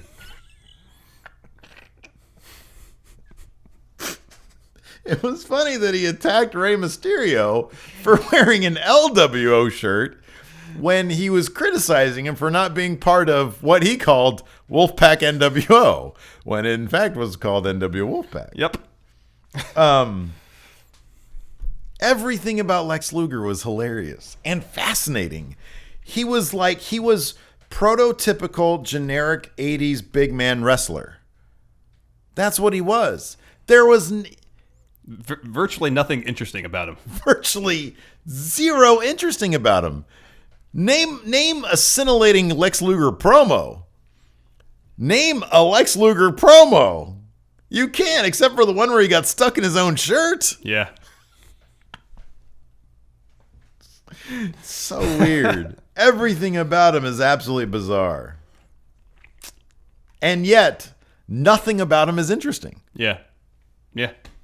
He is a total conundrum. Yep. Tim O'Donnell. Have you had the chance to listen to any of the Talk and Shop with Gallows and Anderson on the Talk is Jericho podcast? If not, listen to one with them and Braun Strowman. He drops a promo for an app called Places I've Pooped. Yeah, that's good. Question is, if you could put together an all-star wrestling panel of fellow podcasters, who do you have on it and who would you interview? Thank you. All-star wrestling panel of fellow podcasters. An all-star wrestling panel of fellow podcasters. Are we wrestlers or podcasters like us who talk about wrestling? I think that, and then who would you want to have on the show to interview? I think. Well, I know that the dudes over at What Culture do a podcast, but I don't think it's weekly. I think they do it like every so often. Yeah. And I mean, we met them once. We got along good with them. Yeah. I'm a fan of WCPW. Yes. I don't really watch What Culture's like content, largely for a couple reasons. Number one, because I don't really want to be influenced by somebody doing something similar to us. Yes. But that said, I really like WCPW. I think that they have done far more than anybody else in their position could have done with it. Like the creativity they have, I think is there. Yeah. So I mean, we're going to be on that panel. I think Blampied's going to be on the Internet Darlings panel. I don't really know of any other. I mean, I know of others. Yeah.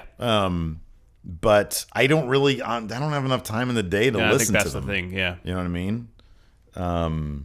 So if I was to do another panel, it would be like I would get the 538 guys, see if any of them like wrestling. Like what other podcast? I don't really listen to any other podcasts except for like, I mean, I like Stone Cold. I don't really get the question, to be honest with you. Okay. My favorite wrestling podcast: Stone Cold, Jericho, Jim Ross, maybe Jim Cornette. They're all fascinating. Mm-hmm. There you go. Yeah. Matthew Audette. If you guys were offered to run your own pro wrestling program, what would you call it? Who would you pick to run it? And who would be on your roster of wrestlers? And who would you call your and what would you call your top title belt? I think you're seeing at least one of our visions played out weekly one of now. Our visions. Fun wrestling. Yeah, about to see something else too. Going in Raw gold medalist Michael Cruz. What'd you say? I said going in Raw gold medalist Michael Cruz.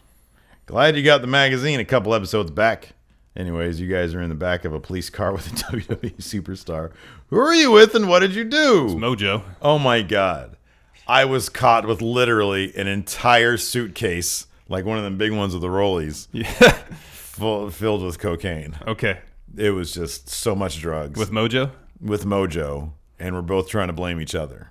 But then we put our heads together and decided to blame Zack Ryder. Okay. So I become new hype bro. Okay. Nathan Stinson. Is it just me, or does it appear the WWE does more to update their policies and movesets with the health of their talent in mind than any other major sporting league, even with crazy old Vince in the driver's seat? You know what's crazy? There are several things about sports that fascinate me. The fact that in baseball, they have developed a helmet for, I believe... The base coaches and pitchers. Pitchers don't wear them, though. Or a lot of pitchers don't want to wear them. Right, because they just look goofy. Well, part of that, and then, you know... I thought, wasn't there one for batters that's improved over what they have now? Yeah, there's various different... Yeah. And people that have gotten, taken pitches to the face will have extensions that cover their jaw and such. Yeah. Fuck. I mean, baseball relies so much on concentration on a moment-to-moment basis. Not saying other sports do. But, the reason why pitchers take so much time between pitches is because they have to focus. Yeah. And anything that makes them unable to focus, they don't want to deal with. And having a different hat might just be that. Yeah.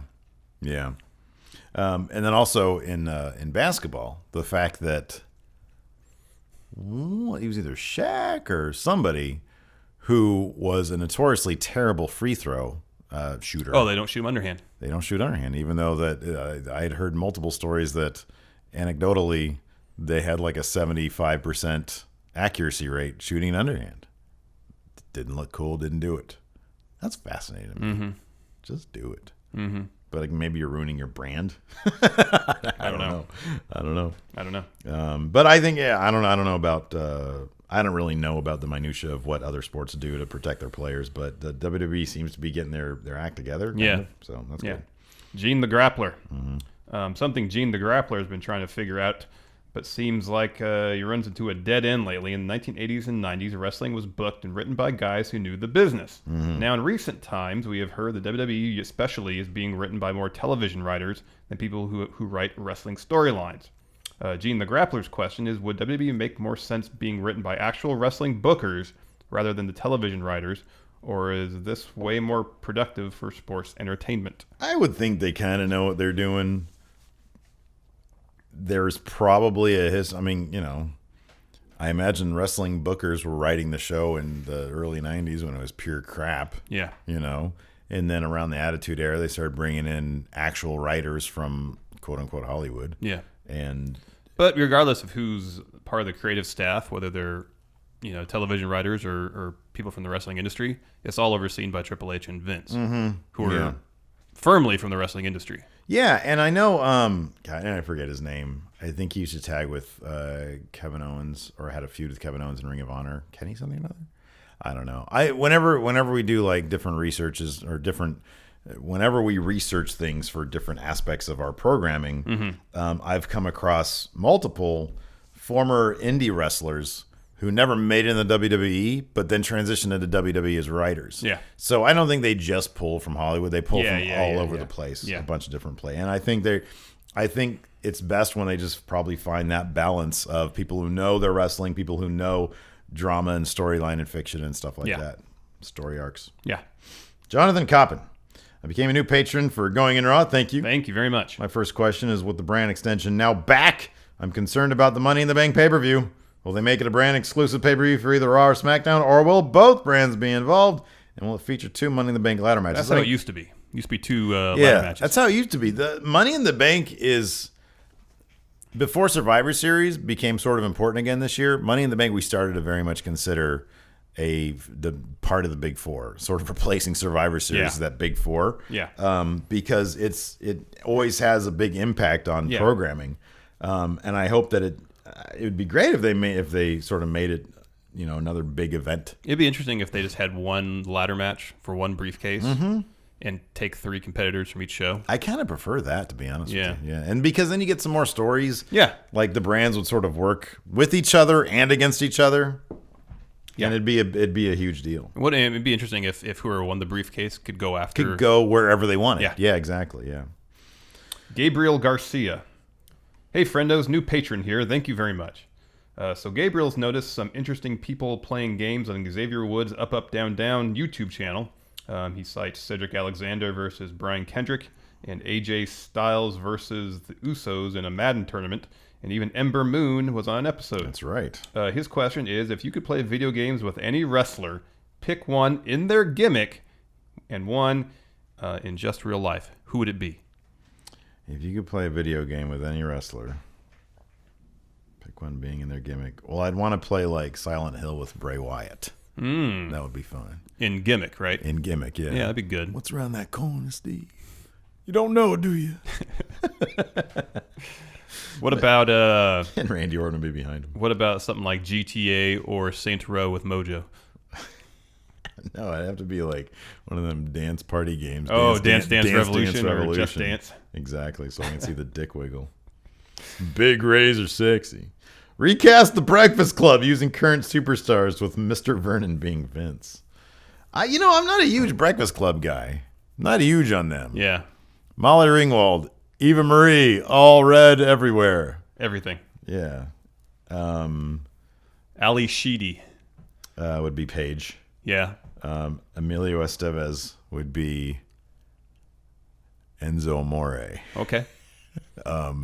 Judd Nelson, his character. He was like the discontented rocker guy. Yeah. Wasn't he? Like leather gloves. Yeah. Denim jacket. Yeah.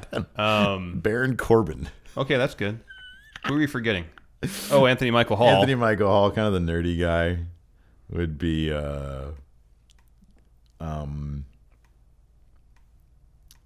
Daniel Bryan. Okay. Yeah. That's all good. Those are all good things. Good job. Yeah, I did good. Danny. You love it! Swinton. If you had to organize a birthday party for you and your friends at a restaurant, and you have to take one WWE legend to get a senior's discount, who would you take? Easy. Shoney's Zachary, Georgia, Hulk Hogan.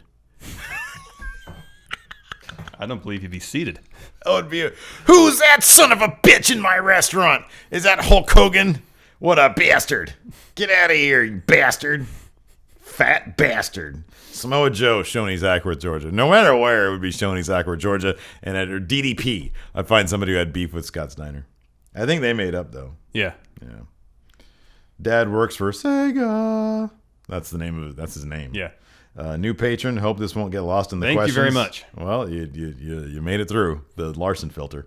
If you're walking through the toughest, most dangerous place in America, which 5 wrestlers on either the main roster or the NXT roster would you have as your bodyguards?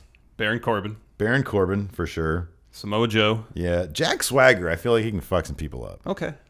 Samoa Joe, Jack Swagger, Baron Corbin. The most dangerous place in him. Oh, New Jack. Nobody's gonna fuck with him. And Necro Butcher. oh my God, Necro Butcher. Adam Fella. If you were to pick 5 wrestlers to start a motorcycle club, who would you put in it, and what would it be called? Baron Corbin. Baron Corbin. Oh yeah, for sure. It would be Undertaker. Undertaker. The Lone Wolves. The Lone Wolves. Yeah, the It would Lone make much Wolves. sense. Yeah, the Lone Wolves. A club called the Lone Wolves. I feel like that was a joke in a movie at some point. Oh, was it? You can't be the Lone Wolves. Oh, Silas Young. Silas Young. Hold on a second. You can't be the Lone Wolf. What was that? Oh wait, was that in stupid?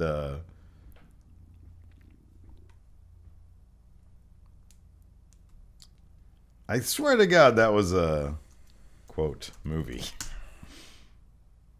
Nope. I guess not. Oh well, whatever. So we have 3. Corbin, Undertaker, Silas Young. Those are all really good answers. It's Motorcycle Club we're in? Yeah. Oh, yeah. 5. We need 2 more. We need 2 more. Bray Wyatt Okay. and Luke Harper. Okay. They look like motorcycle guys. Okay. Nicholas Viola. Good evening, friendos. What would be the worst wrestling move to take if the person delivering the move was naked? I mean, I'd assume Mojo Rawley's dick wiggle because you're just sitting there looking at his taint, his Tombstone. butthole, and his fucking balls. Tombstone. If the person Because you're facing delivering the move, You're facing the groin area. oh my God, if he gets erect, then you're sucking a D. I'm sorry about that.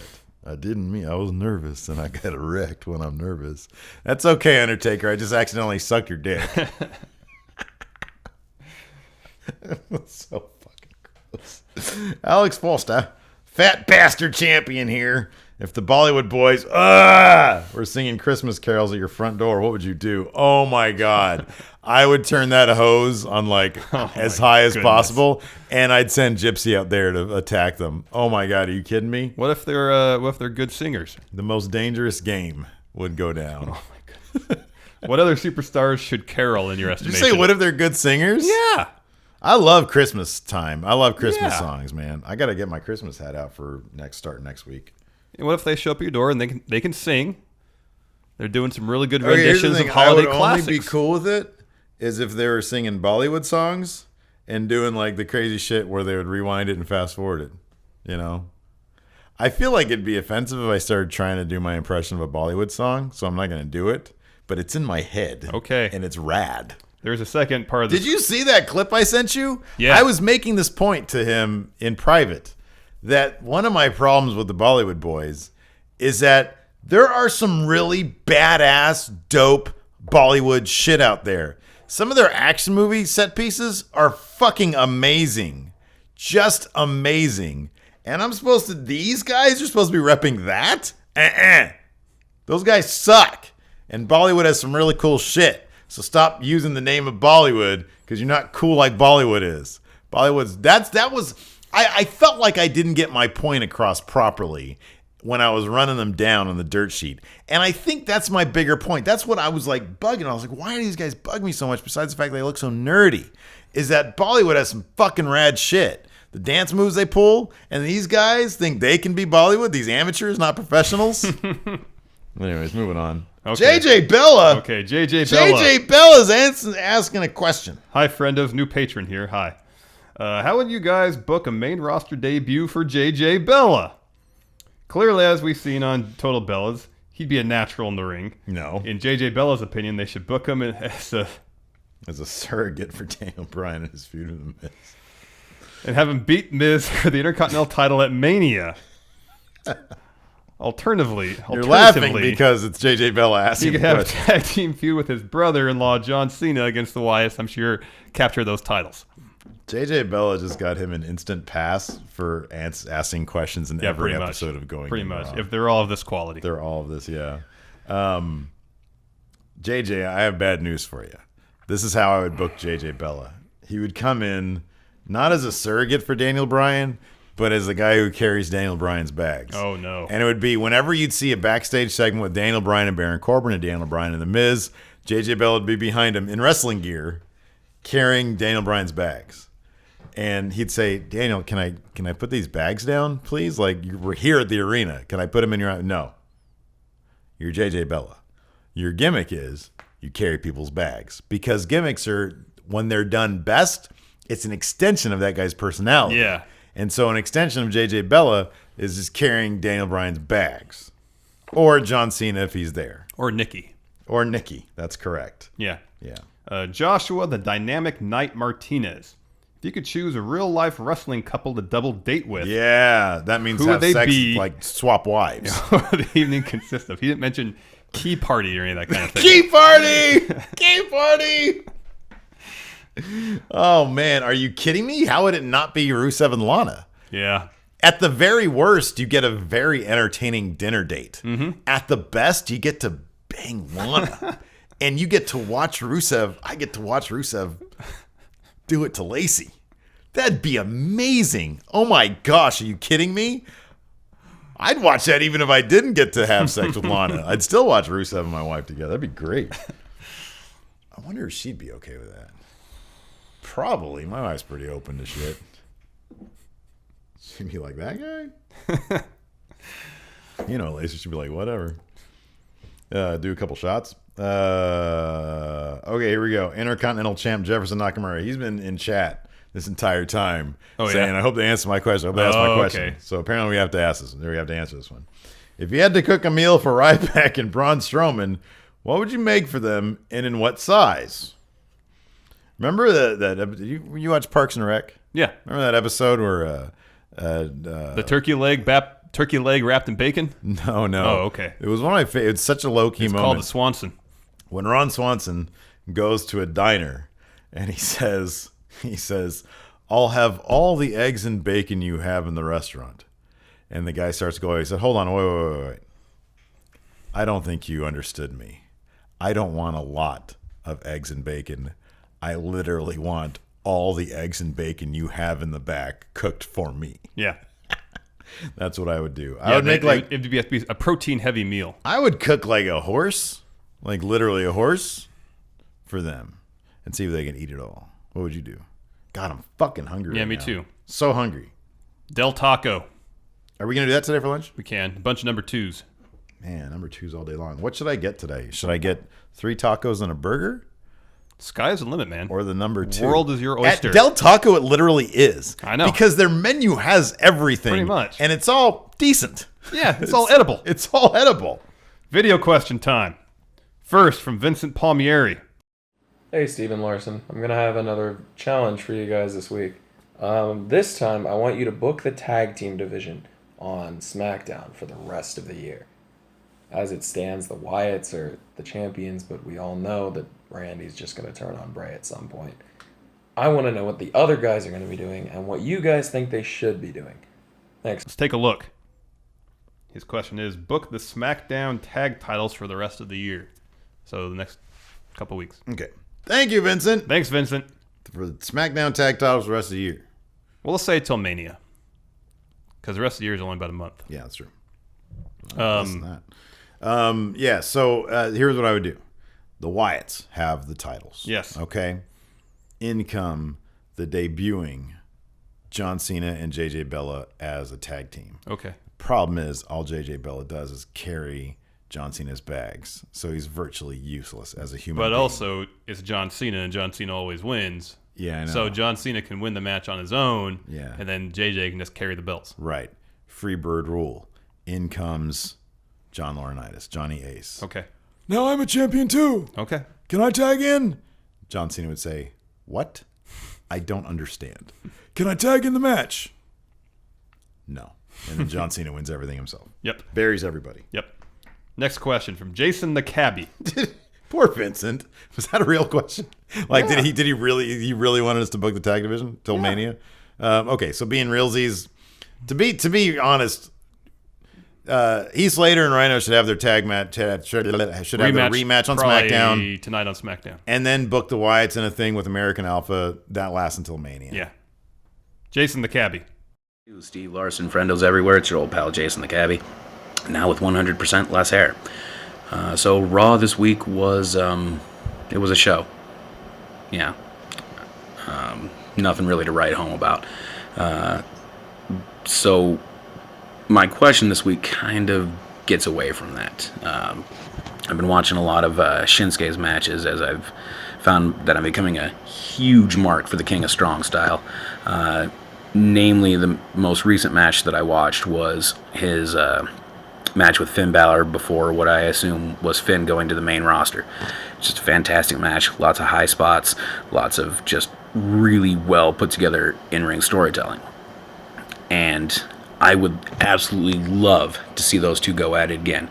Maybe with Finn winning his belt back sometime around Royal Rumble, Shinsuke coming in and challenging him, not any kind of face-heel dynamic, which is kind of what happened with their last NXT match.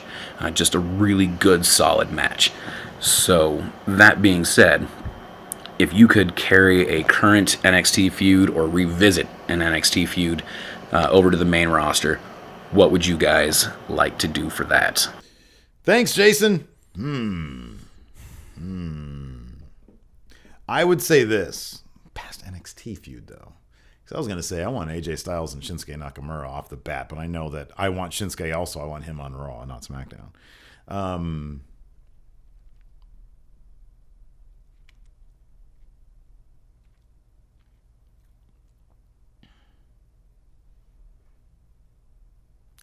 The problem is they've kind of already done that a lot. A lot of them, yeah. They've already done that a lot. Like, okay, Kevin Owens, Sami Zayn. But then before that, you had stuff like, Neville and Bo Dallas. Who wants to see that again? You know what I mean? Yeah. So it really did experience kind of a renaissance when Finn Balor showed up. And then it was Samoa Joe and Shinsuke. And so I guess the Finn Balor, Kevin Owens, I guess. I mean, that's what we're looking forward to. It. Finn Balor and Samoa Joe when Samoa Joe gets called up. Even though I hope he gets called up to SmackDown. Yeah. But if he were to get called up to Raw. Yeah. For me, I think we've both advocated for Kevin Owens, Finn Balor at Mania. Yes. So that's a good one to revisit. Yep. They had some good matches in NXT. Next, from Adrian Stroop. Hey, friendos. I've really been enjoying the Bray Wyatt Randy Orton thing. And but I think it's a little predictable. Like, we all know where it's going to go, and I think the best swerve that they could throw at us would be just Randy being the best Wyatt member ever. Maybe he wins the title at some point, and Bray, because he doesn't need titles, is just happy to be the guy that owns the champ. So it got me thinking. I was going to ask you guys, can you think of any times where a swerve for you has ruined a program, or maybe, when the shoe dropped, it just came off as really disappointing? I'm curious to see what you guys think. Thanks, Adrian. Thanks. When is a swerve? Well, the finger poke of doom was kind of the biggest. That was like the biggest one. Yeah. WCW is known for just swerve after swerve. And for the sake of swerves. Rarely made any sense. Rarely made any sense. Yeah, the finger poke of doom is a pretty major one. I guess the Stone Cold aligning with Vince McMahon. Yeah. Kind of ruined Stone Cold. It's so hard to say. There were so many entertaining moments with a heel Stone Cold, but it really did devalue him as Stone Cold Steve Austin the Badass. Yeah. It really did. Yeah. Like, him as a comedy act just didn't feel right. It felt weird. Yeah. And it devalued. As funny as what it was at times. Yeah, no, he was highly entertaining. He was so entertaining. Kind of, it's not to this degree, but Kevin Owens came into NXT and then made his debut on Main with such a head full of steam, and making him into a pseudo comedy act with Jericho, kind of devalues him as, that badass guy. Yeah. So, yeah, there you go. Last video question from Patrick Sparks. Patrick. Hey, friendos, Pat here. So let's get this started. Pedro Morales, first in WWE. Ric Flair, first in WCW. AJ Styles, first in TNA. Kurt Angle, first in WWE and TNA. And here's a few more to add to that list. Plus there's many, many more. Bret Hart, Diesel, JBL, Booker T, The Miz, Kane, and the most recent, Daniel Bryan. Of course I'm talking about the Triple Crown Champion. My question for you guys today is, who will be the next Triple Crown Champion in WWE? And throw you a curveball. Who will be the next Triple Crown Champion in New Japan? Thanks, friendos. Thank you, Patrick. Thanks, Patrick. So the Triple Crown historically in WWE has been the world title, the tag team titles, and the Intercontinental title. Okay. So Seth Rollins has 2 of the 3. He just needs the Intercontinental title. So if the IC belt were to ever move to Raw or him to SmackDown, I would think that he would be a lock to be a Triple Crown champion. Not a chance. You don't think so? Because he would never go down to the Intercontinental Championship. You don't think so? Never, ever. Would you ever thought that John Cena would be in a program for the United States Championship? No. But then it happened. I know, but it didn't really. And he elevated that belt. Yeah. Well, who right now, who is a former Intercontinental Champion and Tag Team Champion, could be a future World Champion? The Miz. He is already a Triple Crown Champion. He has all of them. Nice. I win this battle. No, it's future. Okay. Future. 10. Future. Who's in the tag championship scene right now? Bray. Well, he needs 2 of the 3 He belts. needs 2 of the 3. Like Big E, he's a former IC title. Never gonna be. Never holder. gonna be world champion. Never gonna happen. You see Carl Anderson ever breaking out as a solo wrestler? Because he had such big acclaim as a solo wrestler in Japan. Yeah, one of the only non-Japanese guys to be in the G1 final. Mm-hmm. But I don't know if they'd ever, if that's ever going to happen for him in the WWE. I wonder if it could happen. I don't know. I mean, I'm not really familiar too much with his solo run in New Japan. So. Oh, Kevin Owens could if he ever gets the tag titles. Correct. Yeah, he's an Intercontinental Champion. He's a Universal Champion. And I can see that happening. Yeah. Possibly. I can see, what do you see? What's more likely? Kevin Owens winning tag gold, Seth Rollins winning Intercontinental gold. I wouldn't be surprised if either happened, but I think the more likely to happen in the near future would be Kevin Owens winning the tag titles. Yeah, me too. Me as well.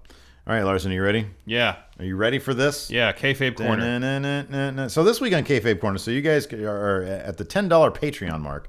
You guys can vote for the weekly Kayfabe Corner Trivia Challenge. We present to you 2 wrestlers to then go with as our theme. This week, I presented 2 wrestlers who sort of made the transition into movies. El Santo. Yes. And John Cena, who's going to be on Saturday Night Live this Saturday night. Yes. Looking forward to that. Should be a lot of fun. Yeah, me too. They're doing good things these days. Baldwin's Trump is hilarious. Oh, yeah. And it's getting under Trump's skin. It's hilarious. Anyways, Kayfabe Corner is 6 real names, 6 fake names. Now, this week, with 12 votes in, it was a dead tie. So I just went with El Santo. Okay. And if people rage about that, if in the end it was John Cena, next week I'll go with John Cena. Or okay. 2 weeks from now I'll go with John Cena. Okay. Now, because I know you're not fluent in Spanish, nor do you really know any Spanish beyond hola. I know a little bit. How much do you know? How do you say a little bit? Un poquito. Yeah. I have translated these names for you. Okay. So you determine if whether or not this is a real, once it's translated back into Spanish, it's a real name or a fake name. Okay. Okay. Okay. El Santo. El Santo. Number 1. 1. The Step. Real. Very good. The Red Bat. Fake. Very good. The Bitch Mask.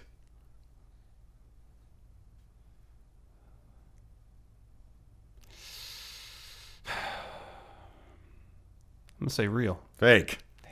Nobody's going to call himself a bitch I mask. didn't think so either. No, I know. It's a good one because it could be like a dog, you know? Yeah. Okay, no, it's fake. I made it up. Son of the Bat. It seemed too obvious for you to make up. Yeah. Son of the Bat 2. Real. Yes, correct. The Atomic Team. What number is this? 6 or 5? 1, 2, 3, 4, 5. 5. Yeah. Fake. Real. Black Shadow. Real. I have it fake. Maybe it was a different. Oh, maybe it was Black Widow. I said Black Shadow. I'll have to look that one up. Anyways, I have it as fake. Okay, then it's fake.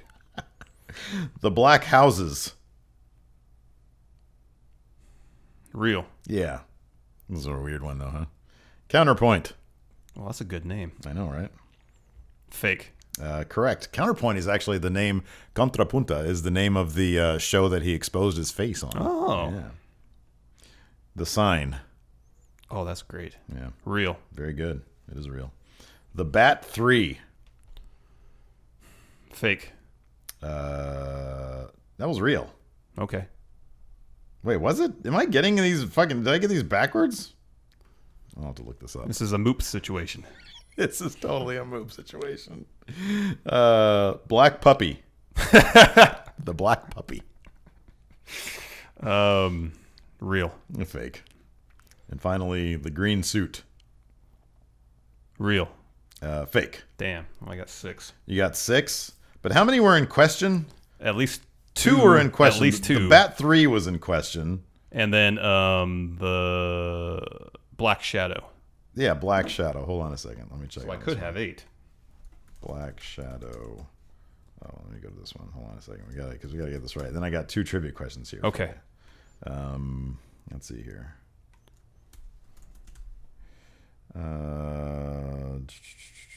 Yeah, Black Shadow was real. Okay. So I don't know why I would have said fake. That's 7. That's weird. And then the Bat 3. What did you say the Bat 3 was? I got it wrong. You got it wrong.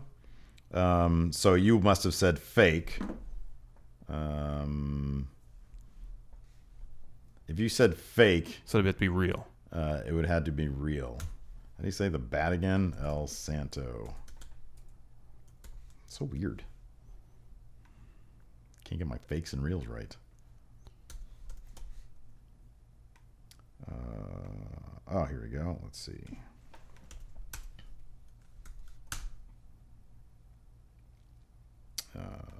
Wrestler. Let's see here.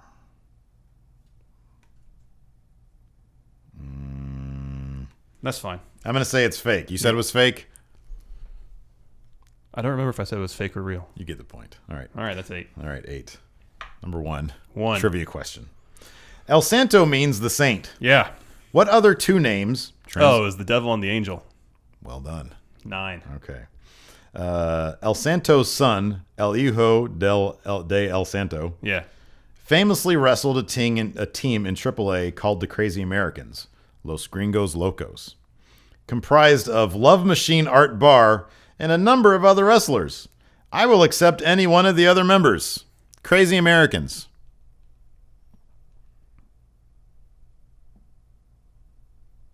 What can I have a rough idea of the years? Early 90s. Okay. So no Art Barr, he was Eddie Guerrero's tag team partner at one point. So I'm trying to think who else might be. Dean Malenko. No. Eddie Guerrero, who isn't an American. Louis Spicolli. Interesting. Who at the time went by the name Madonna's Boyfriend. That's funny. And Conan.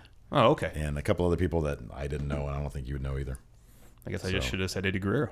Yeah, I guess so. So I got 9. You got 9? You did good. I'm up on you 12 for the year with only a couple weeks left. 3 weeks left. Yeah, I'm okay with that because I'm ahead on Trivia Challenge. Yeah, well, there's still time for me to make up ground. Not really. Yeah, there is. There is. All right. So, anyways, we'll find out later on. That's it for today. That's our show. We got a bonus episode to do. Bonus episode to do for our patrons out at the $5 patron thing. You can have a weekly bonus show. Be sure to smash that like button. Yeah. People have been doing it too. I noticed that our likes are up. Oh, thank you very much. So thank you, everybody. All you got to do is click that button, and apparently it helps us. So anyways, thank you very much. Talk to you guys later. Bye.